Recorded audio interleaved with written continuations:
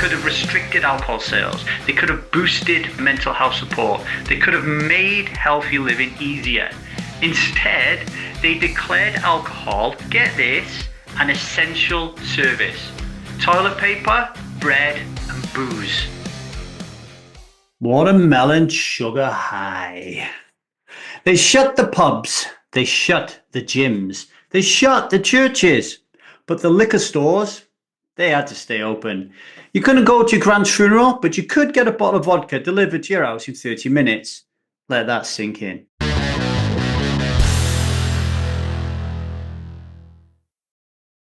Hello, my name is Lee Davey. I am not an alcoholic. I refuse to be anonymous. I live a self-led life, alcohol-free as fuck, and I spend every waking moment of my life helping other people do the same, like right now. I hope you're having a wonderful, what day is it today? Wednesday for you, isn't it? Hope you're having a wonderful Wednesday. Here it's a little bit drizzly, a little bit cold, as it happens when the kids are off school, right? It's been really sunny up until the kids are off school and then it rains, right? What can you do, eh? But let's not live that outside in life. Let's live the inside out life and celebrate being beautiful and human. What are we going to talk about today? I'm waffling on. We are going to talk about a study published in the Lancet Public Health on April 10th, so not that long ago, called Trends in Alcohol-Specific Deaths in England 2001 to 2022, an observational study. And it confirms that since COVID, alcohol-specific deaths have spiked dramatically. And the biggest culprit is alcohol-related liver disease, right? Or liver death, actually. It has jumped by 27.2% since COVID. And the people who are suffering the most, blokes, so the men are dying a lot quicker than the women, and people who are really struggling economically. Okay, so people who are pretty much haven't got that much money, which is a little bit ironic given that we then choose to spend that money on alcohol, right? But here's what really gets me. At the exact moment during COVID, when we needed connection, intimacy, vulnerability, and truth, we reached for the bottle en masse. Why? Because for the first time in a very long time, we were stuck with ourselves and with people that we weren't really connected to. We were stuck in a house with a partner that we usually escape from by grabbing a quick pint or 10 or staying late at work. We were stuck with screaming kids. We were stuck in silent marriages. We were stuck with boredom, loneliness, and fear. Remember walking around the block like it was a prison yard, holding hands with somebody we've never walked anywhere with for like years? And in that moment, the government had a choice. They could have pressed pause. Well, the world was already paused, but they could have used that time to encourage real wellness. They could have restricted alcohol sales. They could have boosted mental health support. They could have made healthy living easier. Instead, they declared alcohol, get this, an essential service. Toilet paper, bread, and booze. And if you remember at the time, the world laughed, right? Do you remember the social media posts about quarantinis, wine o'clock, lockdown unload? Do you remember the nightly street parties?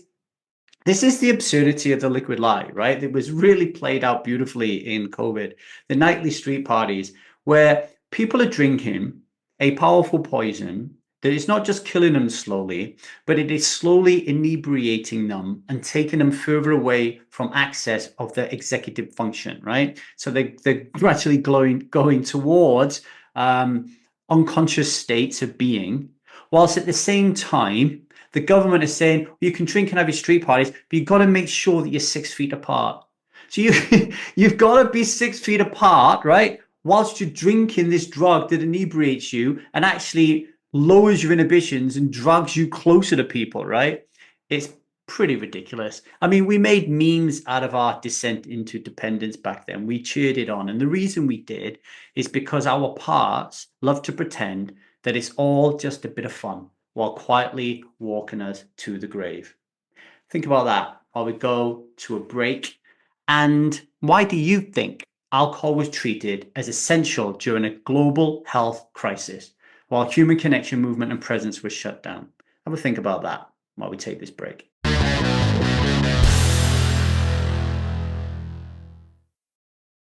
Welcome back to the 1000 Days Sober podcast. We are talking about the fact that alcohol-related deaths have risen dramatically since COVID, including 27% rise in liver-related deaths, particularly with men and people who are suffering in the socio-economic areas, right?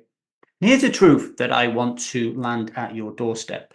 Alcohol never, ever brings us together. All those beautiful photographs on Instagram and Facebook and TikTok of people in the garden drinking their Corona beers and laughing because it's a coronavirus, right? Where, you know, couples together and stuff, thinking they're together and alcohol's bringing them together. It's great, you know. It separates. It disconnects you from self and it disconnects you from other people because it numbs your ability to relate. It gives parts the illusion of comfort, right? Because in that time period, and I can think of so many couples who do not have the communication skills, who do not have the ability to regulate their nervous systems, who bury deep in resentment, lots and lots of problems and issues they have with their partners that they just do never, ever, ever confront because they are living such unconscious lives. And alcohol keeps them stuck there, really, right?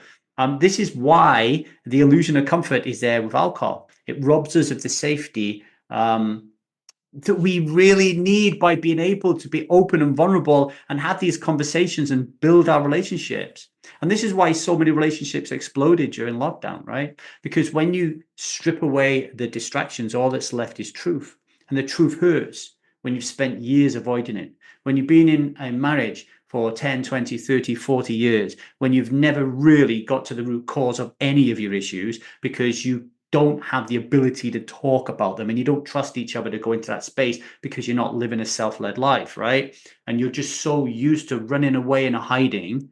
The answer, I'm telling you, is never in a bottle. It was and always will be in learning to lead ourselves through the discomfort, to relate from self, to move towards, not away from each other. Okay? We don't need tighter regulations to stop drinking. We need to stop outsourcing our well-being to a system that's complicit in the liquid lie. We need to choose to live alcohol-free as fuck, even when the world insists that alcohol is essential.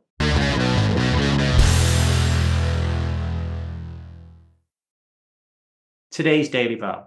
Today, I will not drink. I will not use alcohol to hide from discomfort, disconnection, or the truth of my life. I will face it from self. We hoarded booze during the pandemic because we believed it would protect us from boredom, from stress, from each other. But alcohol didn't keep us safe. It kept us stuck. And for many, it was the beginning of the end. So the next time the world breaks down, don't reach for a drink, reach for yourself. A few reflections for you to think about today. Where did you escape to during the pandemic? Did alcohol help you feel more connected, or did it help you feel more alone? And what would you do differently now that you know the truth?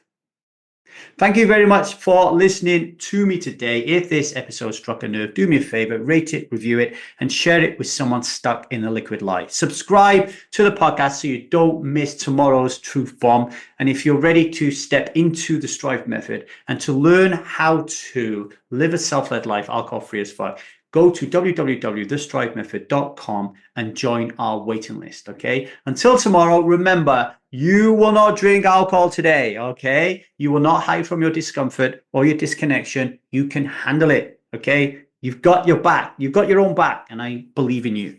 All right, until tomorrow, much love and strive on.